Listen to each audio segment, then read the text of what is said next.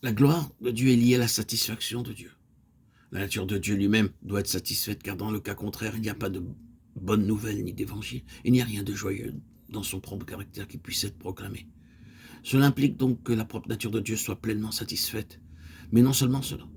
Dieu doit aussi être satisfait en ce qui concerne sa création. Nous disions dans notre précédente méditation qu'un des aspects concernés par cette question de la gloire, c'est l'existence même de la création et de l'homme comme étant son couronnement. La pensée de Dieu qui gouvernait lors de la création, c'est que tout était créé pour sa gloire.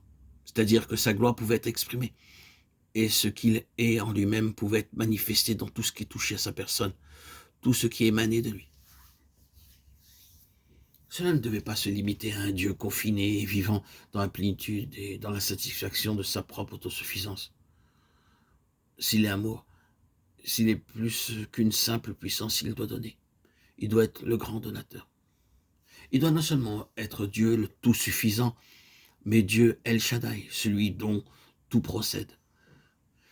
Il doit être celui duquel découle toute puissance, se définissant dans des œuvres, dans des expressions bien définies de ce qu'il est en lui-même. Le but de la création dans son intention, c'est que Dieu trouve une pleine mesure de gens moralement responsables, dont le grand désir soit de le satisfaire, pour qu'il puisse se manifester lui-même dans ce qu'il est, dans sa propre nature. La création est gouvernée par cela. Et Dieu doit être satisfait avant qu'il n'y ait une quelconque manifestation de l'évangile de la gloire de Dieu et du Dieu bienheureux, le Dieu béni, dont l'expression est ici le Dieu satisfaisait, le Dieu satisfaisant.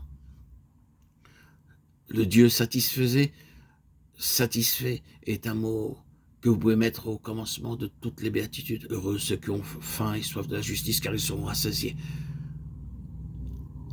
Matthieu 5, 6. Béni, satisfait ou heureux, c'est l'évangile de la gloire du Dieu satisfait. C'est une grande chose de pouvoir aller vers ceux du dehors avec la réalité d'un Dieu satisfait en vous et en moi, dans nos cœurs, par le Saint-Esprit. Est-ce que c'est possible? C'est précisément à cela que vous devez parvenir. Vous n'avez pas d'évangile à proclamer avant d'être parvenu à cela. Maintenant, vous voyez que la glorification du Seigneur Jésus, c'est la réponse de Dieu à l'exigence de sa propre nature, absolue, juste, entière, totale. C'est également sa réponse en rapport avec la conception et l'objet de la création. Dieu est satisfait et l'homme est représenté dans la nouvelle création. Nous voyons Jésus couronné avec gloire et honneur. Hébreux 2:9. Notons l'emploi du nom de Jésus dans ce passage. L'utilisation de ce nom est tout à fait appropriée. Il est simplement et habituellement appelé Jésus, comme vous le savez, par certaines écoles de pensée qui tendent à le dépouiller de sa déité et de sa seigneurie. C'est une erreur.